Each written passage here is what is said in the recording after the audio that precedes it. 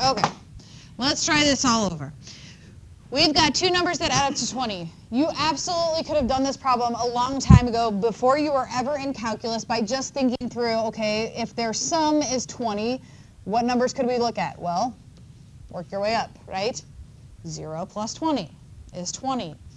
1 plus 19, 2 plus 18, and we could continue on this list. 9 plus 11. And then when we get to 10 plus 10, we would start repeating numbers, which would be the same numbers, right? So that is the list of numbers that add up to 20. And if we want to maximize their product, what is their largest product? If we looked at their products, we can easily see 0 times 20 is 0. 1 times 19 is 19. 2 times 18 is 36, so on, so on, so on, working our way to the end. 9 times 11, 99. 10 times 10, 100. Biggest of that option, 100, right? So we could easily just guess and check and make that list of numbers. Use a little common sense on that.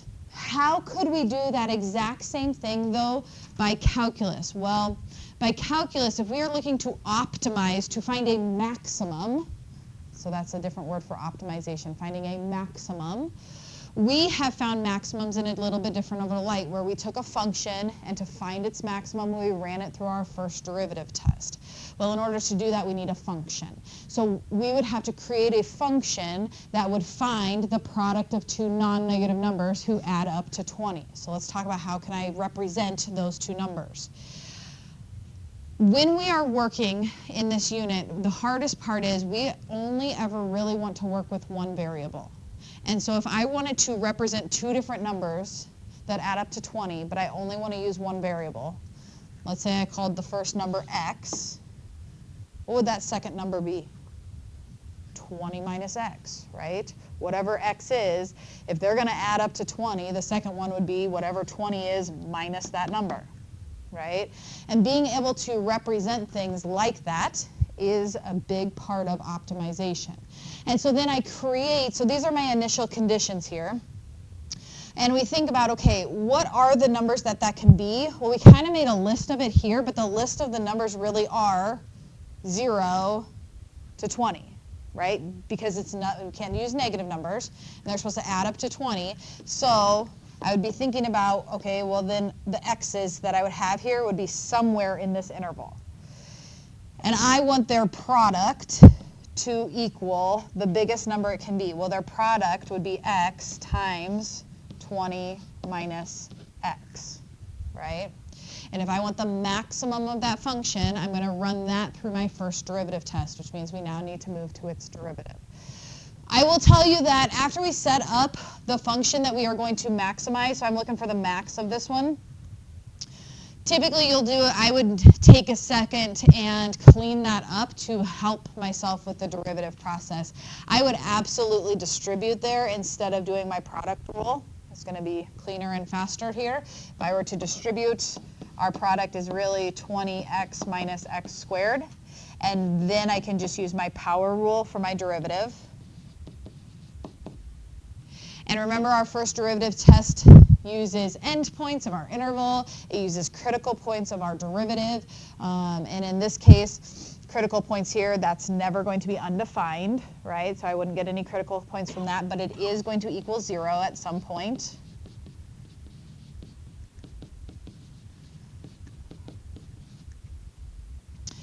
And again, I know we already know the answer to this problem, and it was really easy to see from the beginning, but as we kind of remind ourselves of our first derivative test, set up our sign chart here, put any critical points along that sign chart. Again, I started at 0 and 20 because of what we talked about earlier. I go to my derivative, right? This is a sign chart for my derivative. And I plug in sample numbers into my derivative to see if it would be positive or negative, and that tells me about my function. So if I pick something between 0 and 10, like 5, put a 5 into this, 20 minus 10 is a positive number. Okay. Something bigger than that, like 15, 20 minus 30 would be negative. And what does that tell me about my function that I am trying to maximize? Is that it was increasing and then it changed to decreasing, making this the maximum that we were looking for up here, right? Because that's what they asked us to do, find the maximum. And so to finish out the problem, the two numbers that we were looking for were x and 20 minus x, and we find out that our function will be maximized when x equals 10. So 10 and whatever 20 minus 10 is, which is 10. Okay. Now, we knew that that was going to be our answer. We already kind of talked through guessing and checking to that point, but that process right there is kind of the underlying theme for optimization. What do we know by the initial conditions that they tell us about, and things that we know outside of that?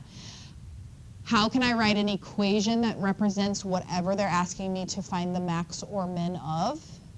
And then running it through my first derivative test to identify that max or min. Okay, and I'll tell you right now that this part and this part are going to be your challenge for this, and that's the algebra part. Okay, so we will see a lot of situations. We won't see every type of example today. It'll take us a couple days to get through all the different types of examples, but we'll work our way there. This is just kind of gives you an underlying strategy, because sometimes you'll read some of these problems and just be overwhelmed. But if I take it one little step at a time, it really will break down my problem for me. And actually, that first step we could probably break down a little bit more. It says write an equation with one variable.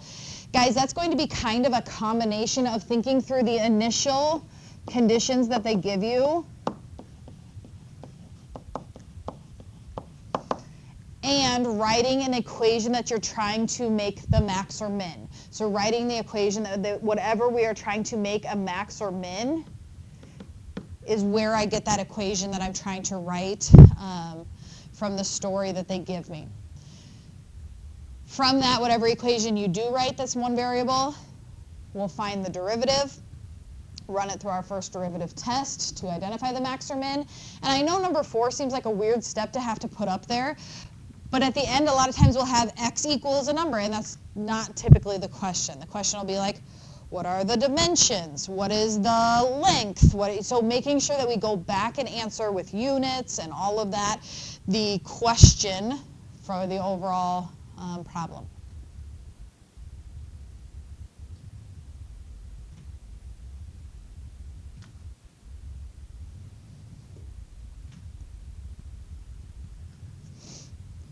The initial conditions are usually going to be subbed into somehow the equation that we write, and that's what's going to give us the ability to write things with one variable. Because a lot of times our equation that we are writing will be like an area formula or a volume formula. And all of those, if we think back to like geometry when you learned those different formulas, they're all made up of multiple variables. The base and the height, the length times width times height for a volume, things like that. As we go through this, I want you guys to take note of the different equations that we run across, like area of a rectangle, area of a triangle, volume of a cube, all of those different things. Again, one of those challenging things is, remember, calculus is everything you've ever learned up to math plus optimization, right? So they expect that we remember the volume formula for a cone. And that's a hard thing to just think of off the top of our head. So we might have to spend a little bit of time going back to area formulas, volume formulas that we haven't talked about in, well, years since geometry, right? But we'll bring them back in as we go. This is not an optimization question, but this gives you an example of functions that are made up of more than one variable, and just an algebra reminder of how we're going to go towards getting that to be a one variable function. So if they give us something like the area of a rectangle is 32 meters squared, represent the length and width, we can basically take an equation that has multiple variables, area of a rectangle, area equals length times width, right? Which I'm currently looking at 3 variables. A lot of times they will give us one number in there. Area is 32. And what you will do is you will never leave it as a number times or equal to that formula, is that you'll pick one of the variables in there to solve for. Okay, so if we were to represent the length and the width, maybe we solve this for length. And if I solve this for length, that means that I would be dividing by W, and length would be 32W. And we would then use this somewhere later on in a problem. But just a reminder that you can solve an equation that you know really well for any variable within there. And that's what we're going to do, is set it up like we know, solve for one of the variables. We don't typically leave it in this format. Same thing down here, volume of a cylinder. So a reminder on volume, the underlying theme of volume is the area of the base shape times the height of the object. Well, a cylinder's base shape is a circle, right? So the area of its base would be pi r squared, area of a circle, times the height of the cylinder would be the formula for the volume of a cylinder. It says represent the dimensions in terms of height or in terms of radius. So we could take this, which they told us the volume was 512. There are situations where I might want this to say r equals or h equals, and we would just solve for either of those variables. If I were solving for h, I would just have to divide by pi r squared. Maybe that would be easier in the following question. I could solve this for the radius, not as pretty. Would have to divide by pi and h.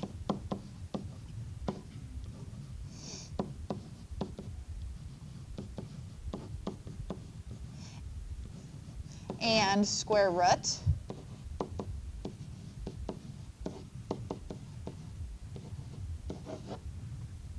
Okay. So you are always able to solve for either variable, but at some point, once we get this set up, you will be solving for a variable to move on. Okay, so just an algebra reminder of how I solve an equation for a specific variable. Okay. Some of our optimization questions are going to come from things like the coordinate plane. So this is a common question here. It talks about a rectangle inscribed under a curve. So I'll give you a picture of what that looks like. A lot of things going on in this one. So it's inscribed under the curve, y equals negative x squared plus 6, but also between the x-axis and the y-axis. So it's kind of bounded on three sides here. What dimensions will produce the largest rectangle? So we'll come back to this, but at the end, my answer needs to be the dimensions of a rectangle, the base and the height. Okay? So if we look at what's going on in this problem, we have this curve right here, y equals negative x squared plus 6. Now, a negative x squared plus 6 would be a parabola. The negative is going to be an upside-down parabola, right? Agreed? When you're thinking through this problem, it kind of helps to draw a decently accurate picture. And so what I'll do for myself is, okay, I can figure out where it is at x equals 0, right, where my y-intercept is. If I plug 0 into this function, 0 squared plus 6 would be 6. So it's going to hit my graph right up there at 6. It's an upside-down parabola moved up 6. Okay. Its zeros along my x-axis are what I get when I set that equal to 0.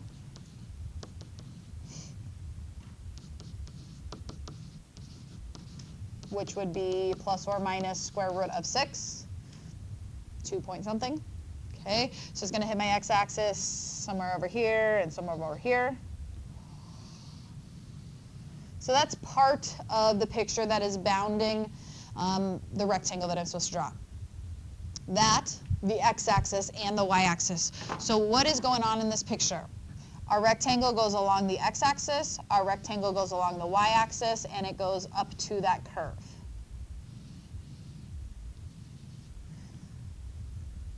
And we're supposed to figure out, when that happens, what are the dimensions? What are the base length and the height that will make this the biggest rectangle possible?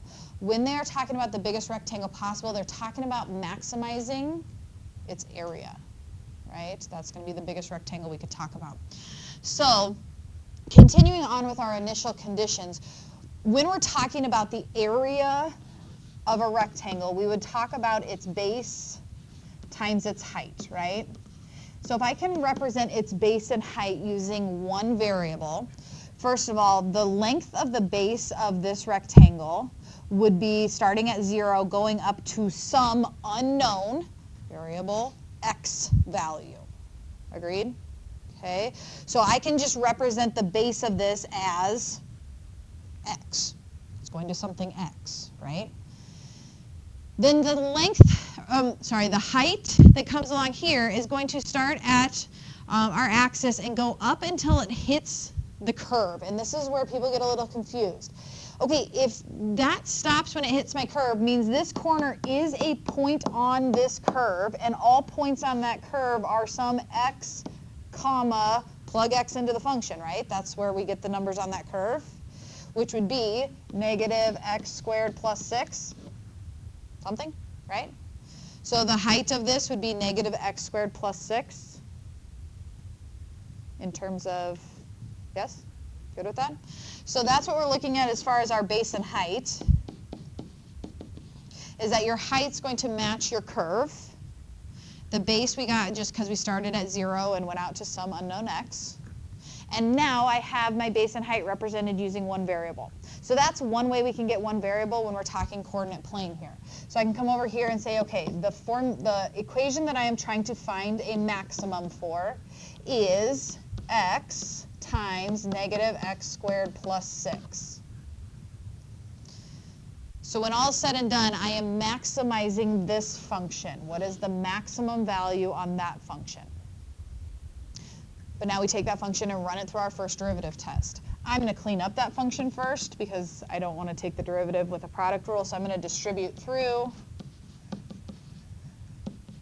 and then do my derivative. So now we start our first derivative test. Take our derivative, think about our critical points. Never undefined, is it? But it is equal to 0 at some point. So I'm going to set that equal to 0.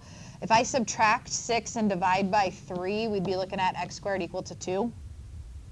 So okay if I skip that, showing that algebra step. And when I square root, we're looking at plus or minus square root of 2. Okay. What we did not talk about is the domain for x.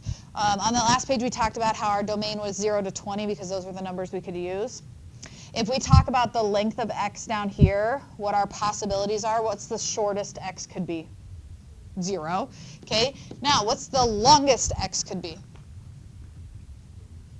Square root of 6, right? Because that's where that curve bounds us on this side.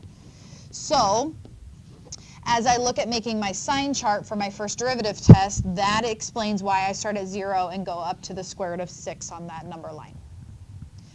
Square root of 2 is going to fall somewhere in there. Now, I've been talking in square roots because I'm literally not holding a calculator up here, but it'll be a lot easier if you grab your calculator and figure out what those are as decimals, because it'll help you pick numbers in the middle to test. While you are doing that, I do want to point out, we did get 2 answers here, but a lot of times, an answer that you get as far as possible places for maxes and mins is going to have to be thrown out because the negative square root of 2 is not on our domain. Right?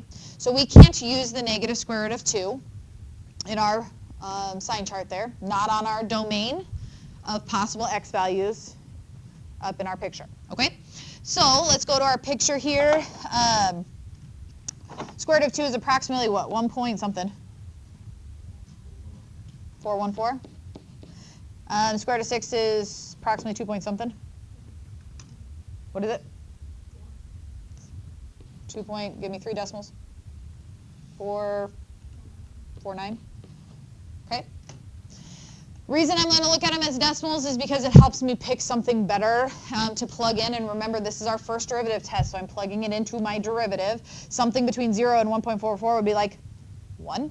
If I put 1 in here, negative 3 times 1 plus 6 is a positive number. Okay. Put in something between 1.44 and 2.44, like 2. Put a 2 in here. 2 squared is 4, times negative 3 is negative 12, plus 6 is a negative number.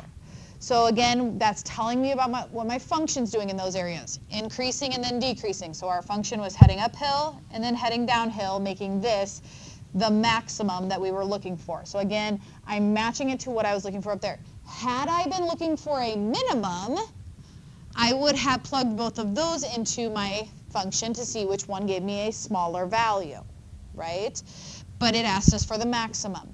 Now, today we're going to see that happening, and it happens a lot at that number that's right in the middle there, especially if we only have one number in the middle. It is not always the answer. It's just usually the answer. Okay, so that's why we're going to continue to test it out as we look at this. Kyan.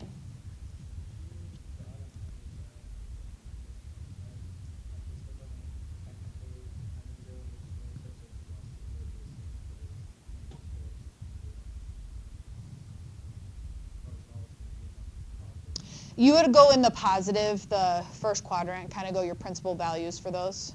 Yeah. There is a problem on your assignment tonight that goes into both quadrants, so it doesn't get bounded by the y-axis, and then we would move into quadrant 2 for that. Yeah. Which would change then your domain to both the negative and positive square root of 6.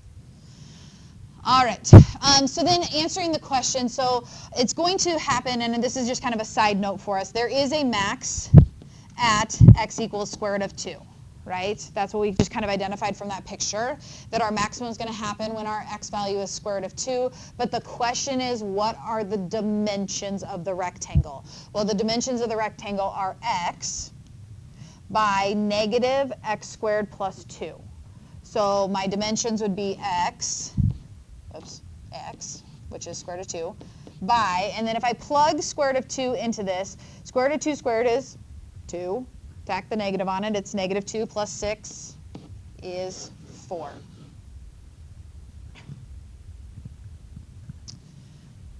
Questions on that?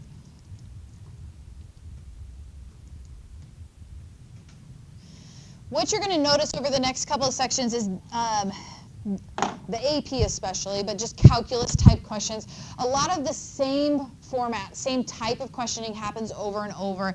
And one of the super common types of questions is taking a flat rectangle, cutting out the corners, folding up the edges, and creating a cube, a box, a rectangular prism, of which you are either going to maximize the volume or minimize the material used or whatever it is from this. And so I just kind of want to give you a little bit of a preview into this and the domain that will always go along with it. Okay? And the domain always seems kind of out of left field until we talk about it here. And so what the situation is if you can envision taking your scissors and cutting a little square out of each corner, it would leave you these little flaps. And if you were to take each of those flaps and then fold them up, can you see how it would make like an open top box out of that? Okay, where these would be gone. And these would be like, that would be your side, your other sides. That would be the bottom. Okay.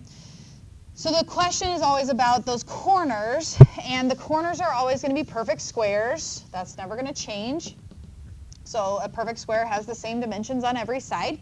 Okay, and if I told you that our original piece of, let's say this is cardboard that we're cutting out the corners to fold up to make a cardboard box, were something like 10 by 30. And I want to know the domain for x. Okay, so the domain for x, how long can this segment be?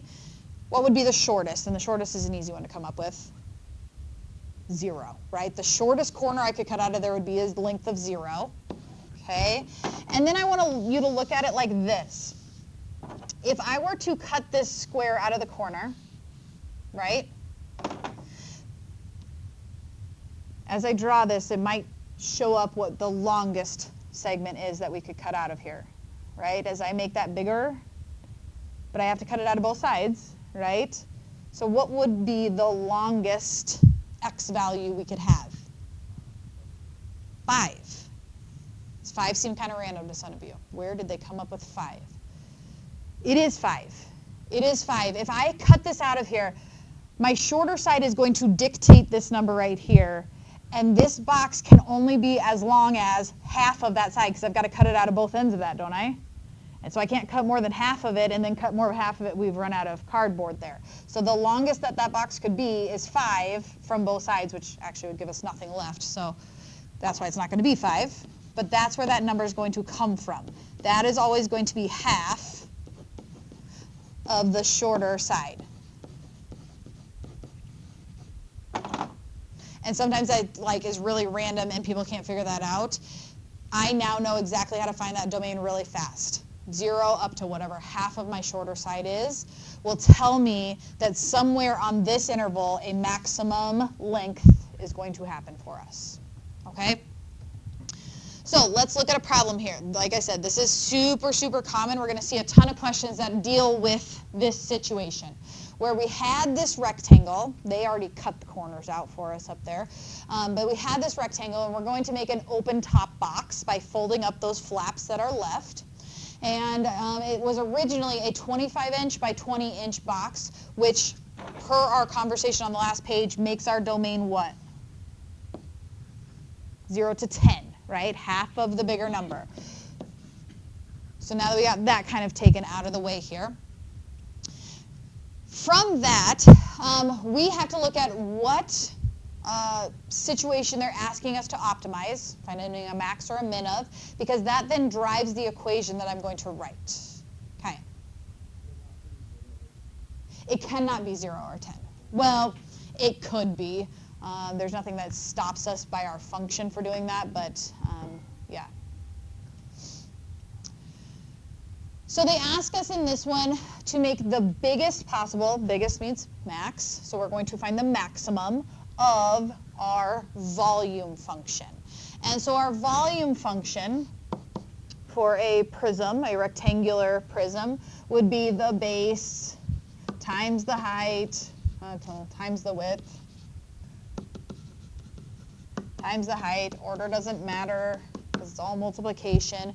But basically we have to represent all of the different dimensions of that box. Okay? So if we were to call this length right here, let's say we call that one, I said base, how about length? Length, width, height. If we call this one our length and this one our width, and then our height is going to come from folding that flap up, so it's going to be a height of just x, right? Okay, so our length came from this, which originally was a side length of 25 inches. What is it now? 25 minus 2x, because we took an x out of this side and an x out of this side, shortened it by 2x. So the length of our box is 25 minus 2x. How about for the width? Same, right? We're going to take an x out of the top, x out of the bottom, 20 minus 2x times height of x. Are we all okay with that? Seeing where I'm getting all those numbers? There is your function that we are going to find the maximum of. This is the function we are maximizing. In order to maximize it, we need to run it through our first derivative test. In order to find my first derivative, it's going to be a lot easier, guys, if you FOIL that and then distribute your x through it and just use your power rule instead of like a 3-pronged product rule. That'd be a lot uglier. So let's clean this up before we do our derivative. Go ahead and FOIL and distribute x through.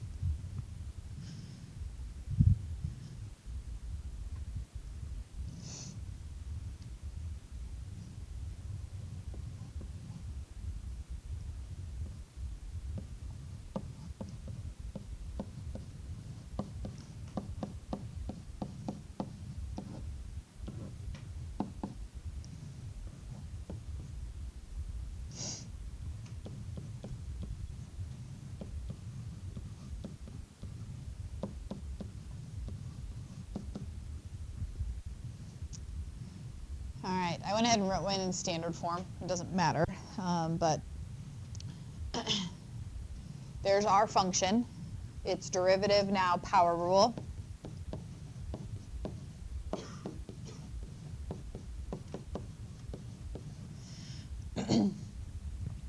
Is a polynomial that's never going to be undefined but can be 0, right? So yes, I could spend some time trying to see if that is factorable. I'm going to tell you right now it's not factorable, but I would set it equal to 0 to try to find my x's.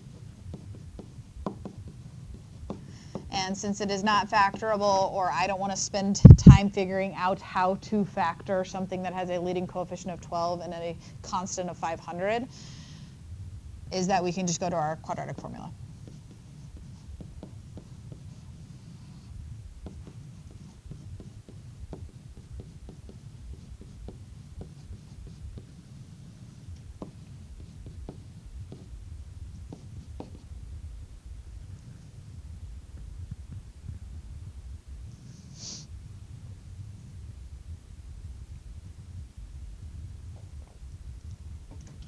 And then I grab my calculator, and I type that into my quadratic formula, and I round those ugly numbers to 3 decimal places.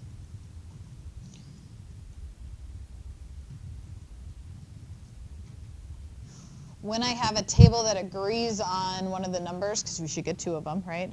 When I have a table that agrees on one of those numbers, can you guys please give me one of those?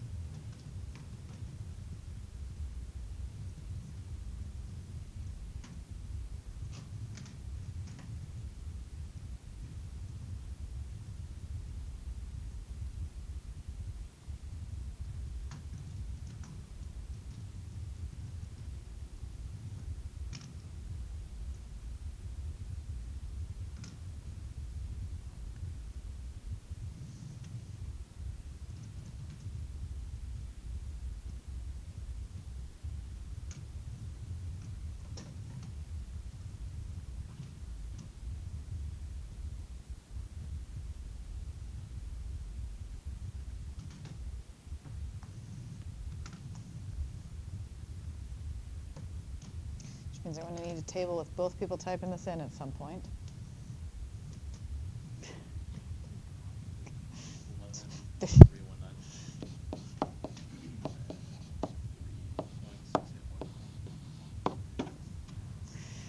All right.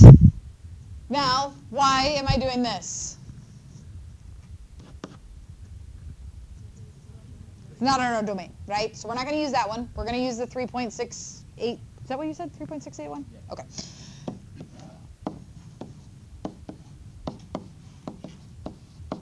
And I know that that's ugly, but I don't have to plug ugly numbers in, right? Something between 0 and 3 will work great. Like 1 would be a great number to plug in. If I plug 1 into this, 12 minus 180 plus 500, it's a positive number, right?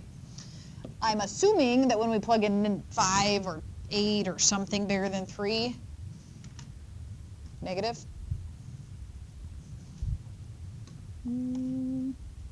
Yeah? Yeah. Plugged in 5, got negative 100. Okay? And again, we're going to see the same thing happening a lot, is it's going to increase and then decrease. Your max or min is typically going to happen at that middle point. Okay? Again, they could change up the question on us, and it might be one of the endpoints, or we might end up with multiple numbers in here, but a lot of times it's going to be at that location. And that's a maximum in this one, and that's what we were looking for up here was a maximum. And then we go answer the question. So we know our x value is 3.681, and what did they ask us for? How large of a square? Okay, so what are the dimensions of that? So it would be a 3.681 inch by 3.681 inch square.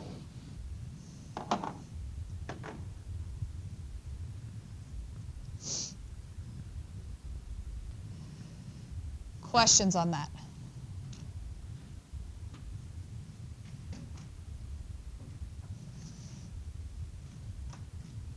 Okay.